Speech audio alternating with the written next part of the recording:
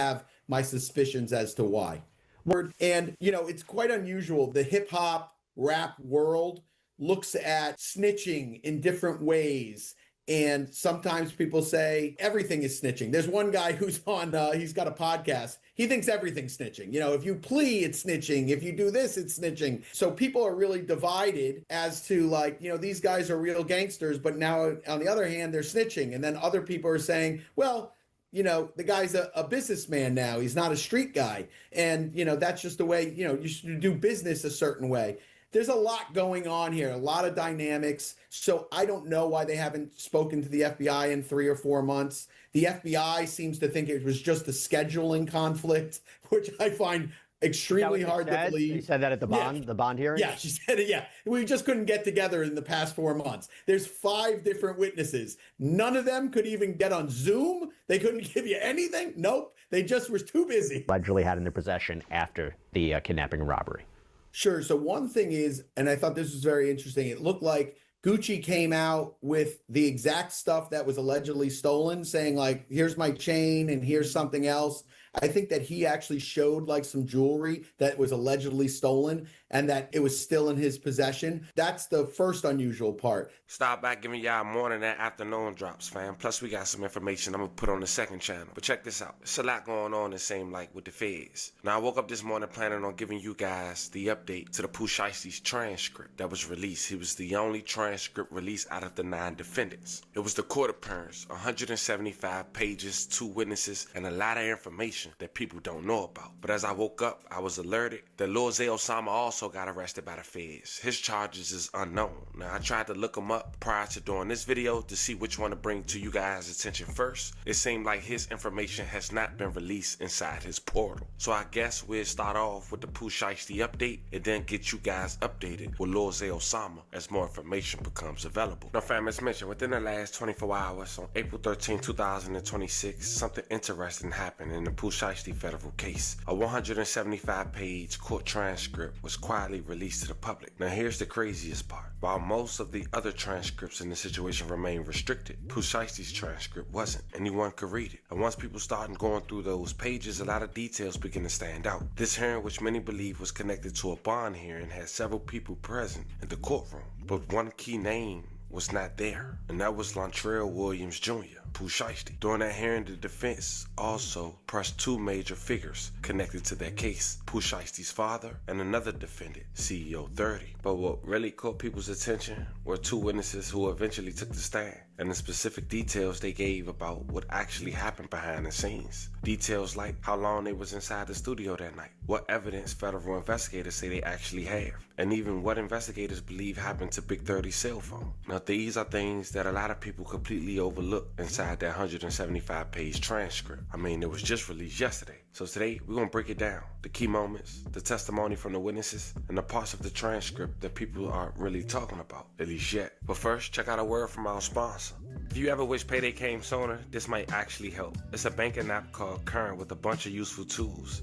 And one of the main tools lets you access up to $750 of your paycheck early if you switch over with Current. You get a full set of features like paycheck advance, overdraft, the bill card, and more. If you focus on building credit or just want a smoother way with managing your money, you have $75 for anyone who signs up using to decide your information. The promo makes sure.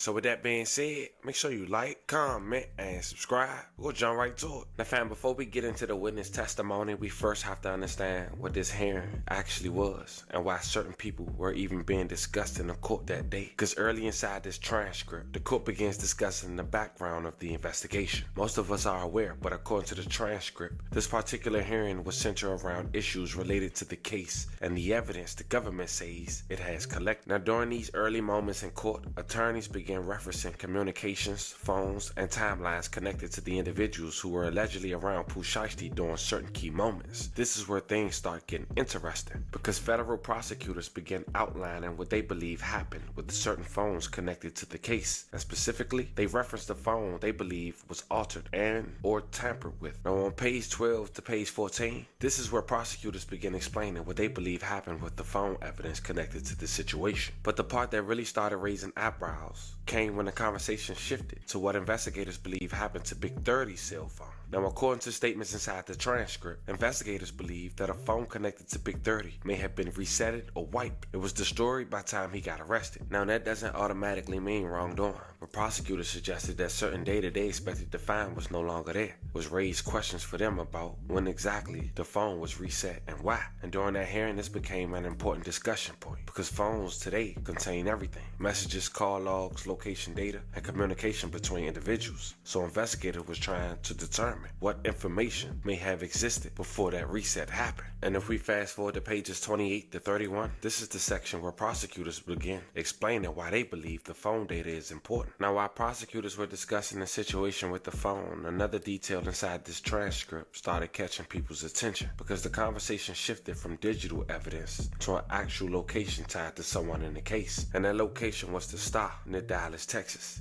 Now, family, if you go to page 28 of the transcript, this is where something interesting get mentioned that a lot of people completely overlook. According to the discussion in court, Pooh Shiesty's father had an apartment located at the Star in Frisco, Texas. Now, for people who don't know, the Star is the Dallas Cowboys headquarters complex. It's a massive area that includes hotels, offices, restaurants, and high-end apartments. And this is important because in federal investigations, locations connected to the individuals became part of the timeline investigators build. So when prosecutors brought up that apartment during the hearing, they weren't just talking about where they lived. They were establishing a place connected to the investigation. Because once investigators knew someone had a residence somewhere, they started asking questions like, who visited the location? Were phones pinging in that area? Did anyone travel there around the time the events happened? And this segment is why the moment on page 28 stands out. Now, after that discussion about the location in Dallas, the hearing began shifting towards something investigators were focused on, and that was the timeline inside the studio, because prosecutors were trying to determine how long certain people were together that night. Now, according to the statements referenced inside the transcript, investigators began piecing together how long individuals were inside the studio before things started unfolding later. This part becomes important because prosecutors often use timelines to connect witness statements with digital evidence, meaning if someone say they were somewhere for a certain amount of time, investigators would check the statement using phone location data, messages, surveillance camera, and other witnesses. And inside this transcript, the studio timeline begins helping investigators understand who may have been present during key moments. Then the court began discussing this in more details later when two witnesses are questioned about the events of that night. Page 52 to 56 is where the court begins discussing the timeline of people being inside the studio. Now, according to statements inside the transcript, the individuals connected to the situation have been inside the studio for a long period of time, fam.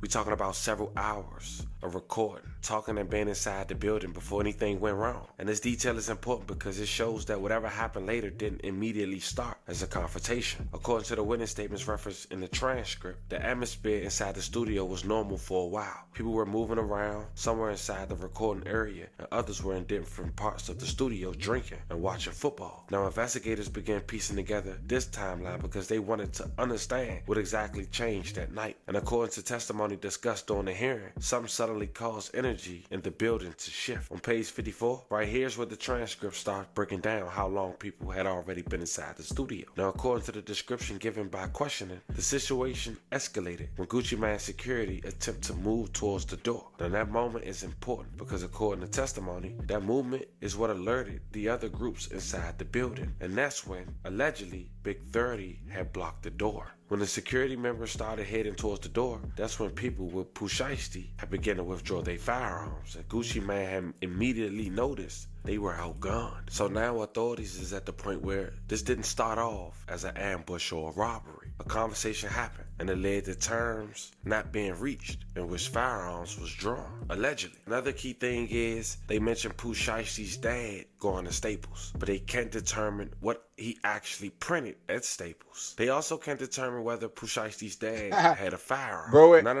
went to the Staples to print out the contract.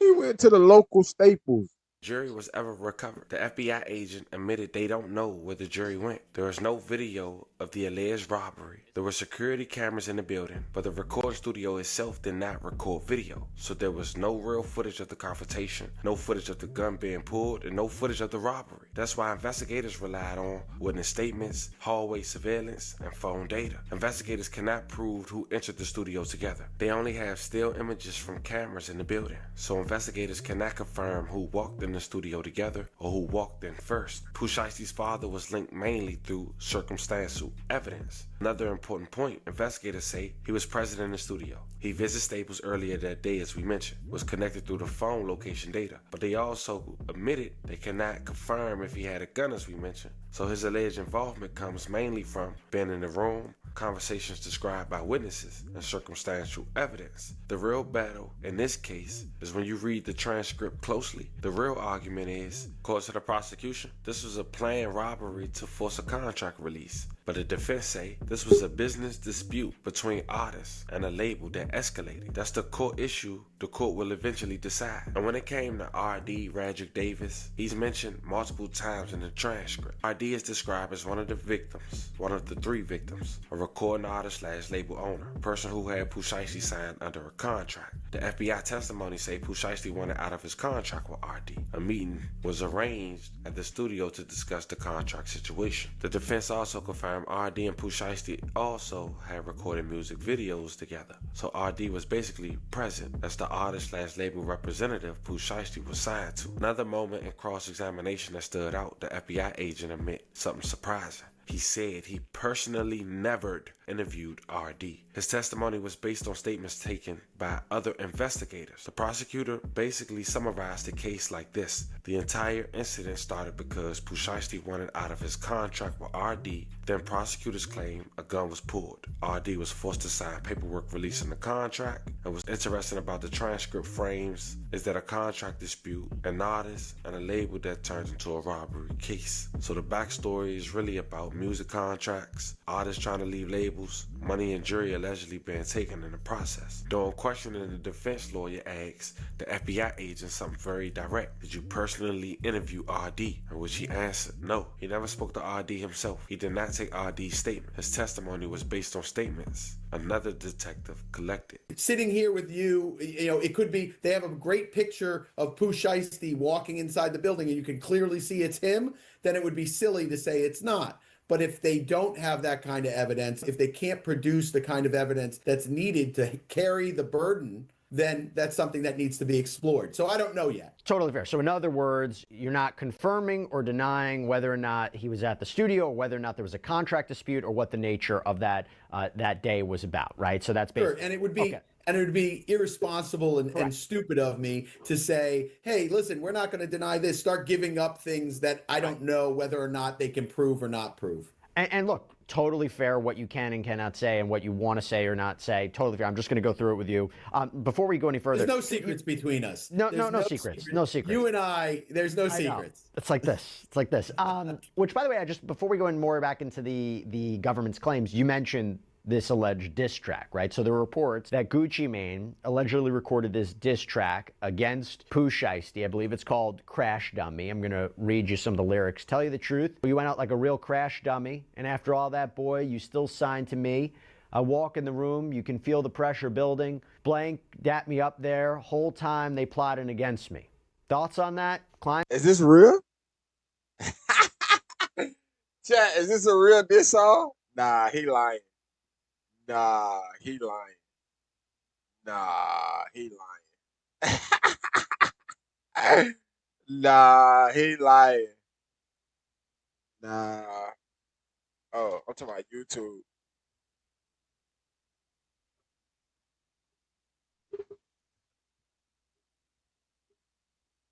Oh, it's for real. It's for real. 5 days ago. Oh. No way, it's for real. He's not lying.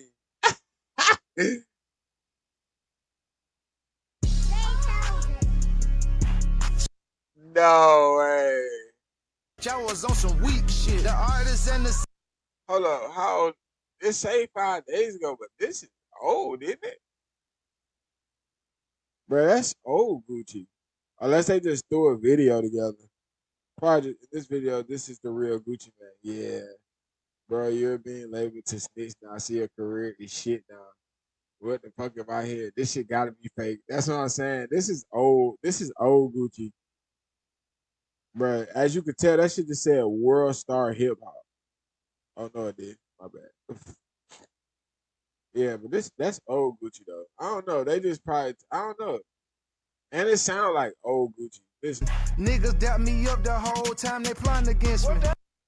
Oh no, I don't know. I don't know. Bro, I don't know. I don't know. I don't know. I don't know.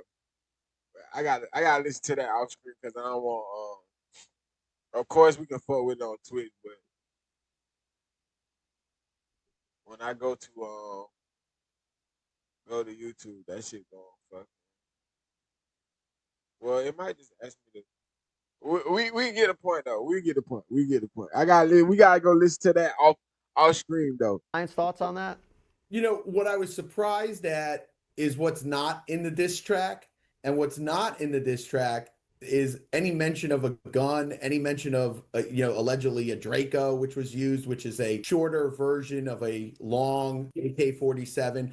No mention of those things. And let me tell you, there's a lot of words that rhyme with gun and Draco because they've been in every rap from here to Kingdom Come. When you have rappers that talk about, these so-called drill rappers that talk about shootings and things of that nature. So I was surprised that it didn't have more detail in terms of like guns were used or things of that nature. I never have an opinion on someone's record or song or diss track because I feel like an artist is going to say what an artist says, and that's from their point of view, and it's from what they feel occurred at any type of situation or something that didn't occur that they feel might sell records. So I don't know. So for me to say like, oh, I was worried about it, not worried about it, I just don't care. It shouldn't really come into play. So you don't think it necessarily might be coming into evidence in any way? No, I don't think the only time it would come into evidence is if Gucci Mane was to take the stand and say, I don't recall what happened that night. I was on medication or I was drinking and I was on medication. I'm not positive how everything went down or something of that nature. Then the prosecutor might be able to use that as some sort of impeachment. But other than that, it's not just coming in as evidence. If he doesn't, if he says he shows up and he goes, yeah, I remember it's kind of a little hazy, but I remember some things, then it's not coming in if he testifies the way the song plays out. Let me go through the main allegations from this incident, and then we'll get a little bit more into this. So there is allegedly, according to the government, an argument, and they claim it ends up with Williams Jr., again, Pooh Shiesty, being accused of taking out a black AK-style pistol, pointing it at RD, presumably Gucci Mane, demanding he sign the contract release paperwork. RD allegedly complied, signed it, and then there is the claim that RD was not allowed to leave as he was held at gunpoint. So there's allegations that Wright also allegedly recorded RD signing the paperwork and being forced to say that he released Williams Jr. from the contract. And then afterwards, it's alleged that Williams Jr. took RD's wedding ring and watch and earrings and cash. It was alleged that other defendants took out guns too and demanded property from other alleged victims. There was an allegation that McDaniel threatened to shoot BP, that MM was choked to the point that he nearly passed out. And embedded in the complaint are what appear to be photos allegedly showing cuts or abrasions on MM's neck and wrist. And there's also a claim that his wallet and watches, a Louis Vuitton bag, headphones, they were stolen. And then I'm just going to read this part verbatim and then we'll get into it. Quote, RD was pushed onto the couch in the control room, causing the victims to believe they were going to be executed. Williams Jr. placed the barrel of a firearm to the back of BP's head and ordered him and RD to leave the control room and the studio through the west entrance of the office building. RD then instructed CW and TD to escort them to their vehicle. As the victims left, MM turned to Williams Jr. and asked him if they were really taking his watches. Based on later recovered surveillance video footage, the target suspects left the studio and the office building through the east entrance at approximately 4:48 p.m. So a bunch of questions here. Bradford, I'll first start with this. If this alleged recording of RD signing the contract against his will, what should we be thinking about that? So far, I haven't seen the recording, nor does anyone have a copy of the recording as of now. I don't know if there ever will be a copy of that recording. There has been no copy of the alleged contract that has been signed, nor has one been provided during the bond hearing. And they have actually said they don't know if one even exists. They suppose one exists. That's that part of it. Then the interesting part about, hey, am I really having my watches stolen? That's kind of a weird statement to be made between these individuals. And then what I think also is really important is the sloppiness of the complaint. At the beginning of the complaint, if you read, it says this robbery occurred at approximately 4:50 p.m. at this address. Then later on in the complaint, it says they all left at 4:48 p.m. at this address. So even the sloppiness of the complaint is quite shocking when it comes to someone who's getting charged with a life felony. That's just one mistake that was made in that complaint. There's others that were made and contradictions that happened during that complaint that were very unusual. But there's also another part where they say that Pooh held this gun to somebody's head and said all these different things. And then there's another part of the complaint that says, actually, he told one guy, hey, put your gun down, don't shoot this guy or something like that. So there's a lot of contradicting statements that were made within the complaint, not to mention how sloppy the complaint was put together. And during the bond hearing, I think very smartly, they had the FBI agent that actually wrote that complaint. She's only been an FBI agent for 3 years. They had her in the courtroom, but they didn't want to put her on the stand to be cross-examined. They put another FBI agent who was like a 16-year FBI agent. They put her on the stand to testify as to what the other FBI agent wrote in her complaint. The whole thing was quite unusual. And like I said, it's weird that they would do this without an indictment and just a complaint, but I have my suspicions as to why. Well, this goes back to something that else you mentioned. It seems a lot of this is based on the witness accounts, right? Not of what happened or allegedly happened in that studio. And you mentioned something earlier I want to explore. You're saying these alleged victims told local law enforcement what happened or allegedly happened, but they didn't speak with the FBI. So two questions about that. One, based as far as you know, is what's listed in the government's claims, is that accurate from the reports that were filed by local PD? And two, why wouldn't they speak to the FBI if that's true? So the first part of that is I don't know, because the reports that I got from that evening from the Dallas PD are completely redacted, meaning it looks like, it's a sea of black that is on these reports. So the reports from that evening don't give me a lot of detail as to what exactly was said or who said it. That's the first portion. So I can't tell you whether or not it's accurate to the complaint. I can tell you the complaint is rather sloppy in terms of what each person said and where things took place. But putting that aside, that's the first part of that. Why wouldn't they talk to the FBI? It could be sometimes something happens and you feel some sort of way that night, and then time goes by and you start to consider my options and how this is going to go, and that I have to be at kind of the FBI's beck and call, subpoenaed to come to Dallas, Texas, subpoenaed on phone calls and different memorandums and different things that going forward. And, it's quite unusual. The hip hop rap world looks at snitching in different ways. And sometimes people say everything is snitching. There's one guy who's on, he's got a podcast. He thinks everything's snitching. If you plea, it's snitching. If you do this, it's snitching. So people are really divided as to these guys are real gangsters, but now on the other hand, they're snitching. And then other people are saying, well, the guy's a businessman now. He's not a street guy. And, that's just the way, you should do business a certain way. There's a lot going on here, a lot of dynamics. So I don't know why they haven't spoken to the FBI in 3 or 4 months. The FBI seems to think it was just a scheduling conflict, which I find extremely hard to believe. They said that at the bond hearing? Yeah, she said it. Yeah, we just couldn't get together in the past 4 months. There's 5 different witnesses. None of them could even get on Zoom. They couldn't give you anything. Nope. They just were too busy. They're going to be cooperating, and the level of cooperation that I don't know. You know what I mean? And I don't depend on that on any case. I assume cases are going forward based on the evidence that was presented at a bond hearing. And I assume that they're telling me the truth, that, they're going to be cooperating. The FBI says they're going to be cooperating. So I can't take it as that they're lying to me. I prepare my case as if they're telling me the truth. Right. Whether or not at trial that ends up being the case, it's usually not. So I want to now go into a specific piece of alleged evidence So is this somebody lawyer? Who is this guy? about your client that was as part of this filing, and it was purportedly used, to as support for the arrest. And so it says the complaint claims that your client was wearing an ankle monitor because he was serving a sentence, like you mentioned, the prior case, these federal charges, I believe drug and weapons charges, and he was sentenced to home detention. He had to wear an electronic monitoring device. And they say that authorities were able to allegedly use the location data from that device to seemingly track his apparent movements near the crime scene. And I believe they say that the ankle monitor was used to track him and William Sr. to a Staples, and the allegation was there that they went to a Staples early in the day to print off that agreement, to print off the contractual release paperwork that they say they were forcing RD to later sign. And the feds also claim that the surveillance video and the GPS data, they put them there. So talk to me about the ankle monitor. Sure. First, let me just address the Staples thing.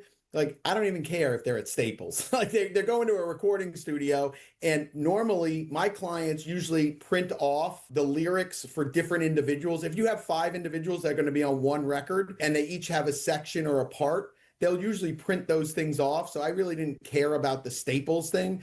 The electronic monitor, again, people will tell me, oh, we have this data. This is the data that we have. And then when I get it, it's typically not what they represent. Now, I don't know. It could be exactly what they represent. And if it is, then we'll deal with it. Then, then we don't say a certain defense of, oh, well, he wasn't there or he was in the area or whatever it is. We have to create the defense and create a way to make sure that they're held to their burden, the government. So it doesn't matter what they say, it's matter what they have. So But yes, he was wearing it.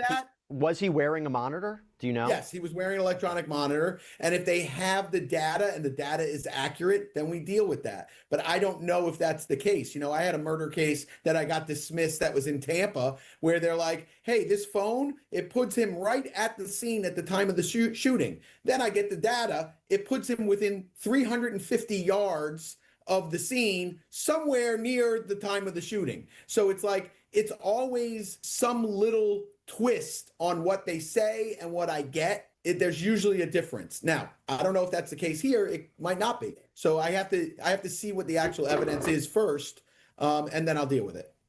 Let's talk about the vehicle ID and cell phone record evidence. So the affidavit claims that Wright's father owns a 2020 Dodge Charger Hellcat with Tennessee plates, and authorities allegedly used license plate readers to track the Charger following another car, a Dodge Ram, at 2:18 p.m. on January 10th. Then they claim that the Dodge Ram looks like the one on surveillance video near the studio, near the crime scene later that afternoon.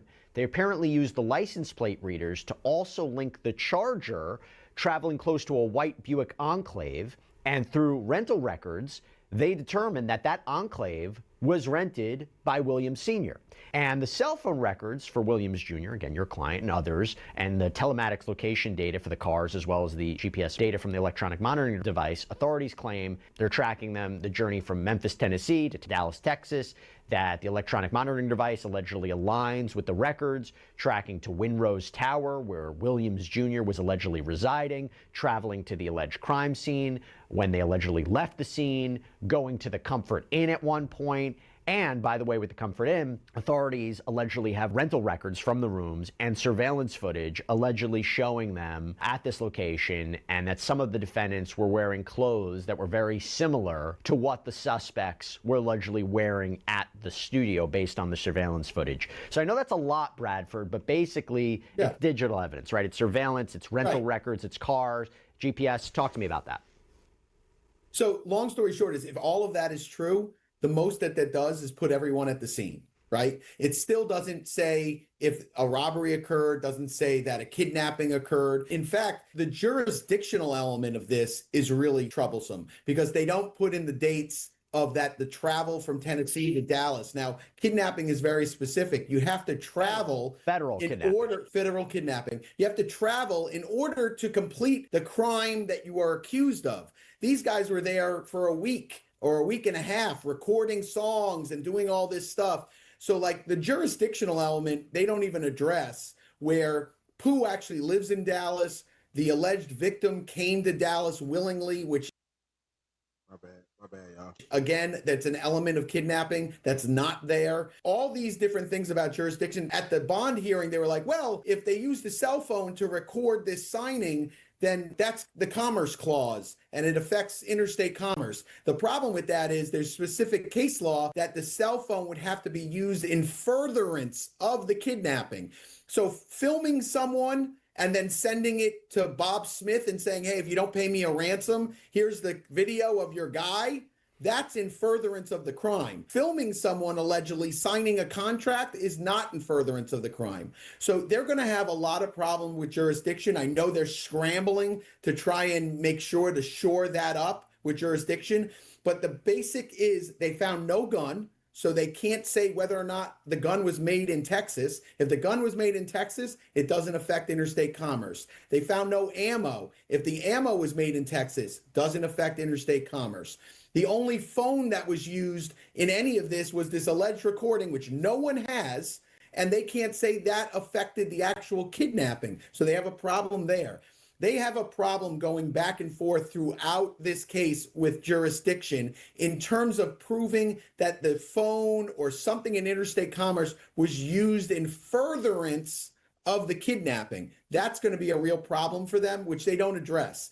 And all these complaints, all these indictments, they're very heavy on what they have because they want to make like, oh, we got him here, we got him here, we got him here. What they don't have is they have no guns, they have no ammo, they have no contract, they have no video inside the studio. They have no other witnesses besides only the alleged victims. There were 2 other witnesses in there. Those witnesses say, we didn't hear anything, we didn't see anything, no one told us anything. One of them's the owner of the studio. One of them, I think, is an intern from the studio. And this isn't a massive, big studio. There's a couple different recording studios, but these were the only guys recording there. So it wasn't like they were checking on other studios to see how everyone's doing. There's only one group there. So it's unusual that they didn't hear anything or see anything. The whole thing is weird. And like the fact that MM says to, walks towards the door with everyone and says, hey, are you guys really taking my watches? That doesn't sound like me, that someone that was almost going to get shot in the face then says, hey, by the way, are you really taking my watches? That sounds crazy to me. So I would counter that as a counter argument. Yes, counter it.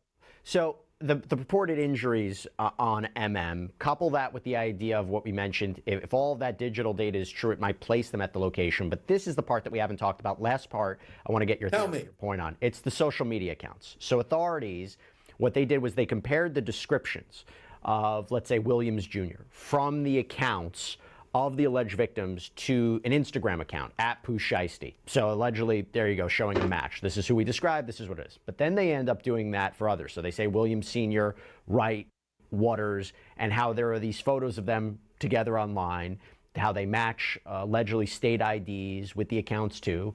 And for the suspects, Rogers and Glover, they allegedly matched the surveillance footage with social media posts of them allegedly possessing the things that were reportedly stolen, like a Rolex watch and a pendant. They're very, very specific items. So the argument would be very unlikely that they would have the exact same thing.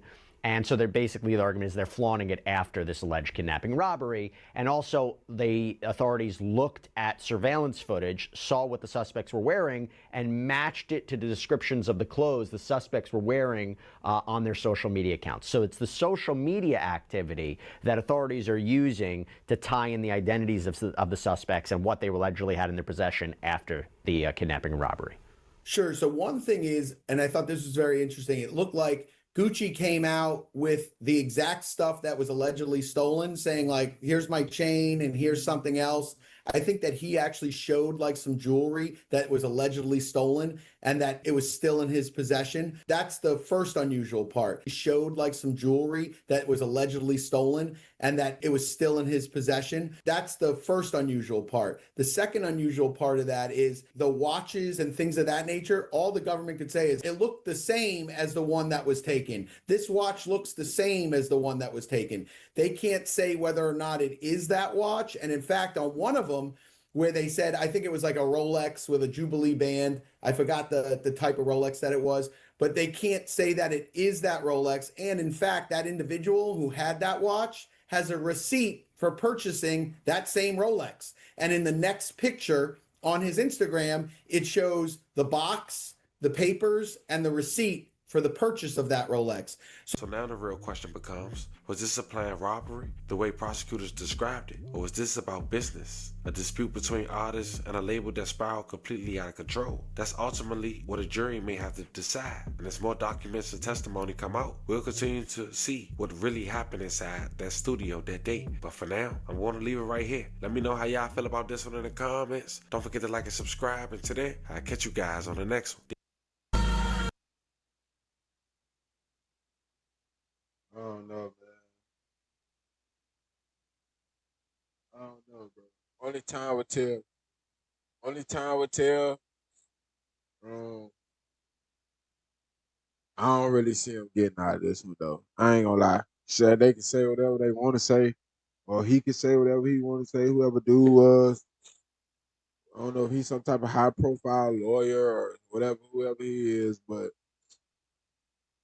bro, you say what you want to say, bro. But he's cooked, my guy. He's cooked.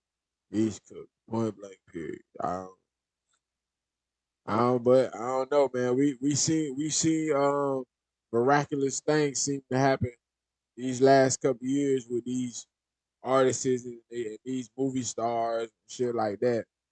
So, um, yeah.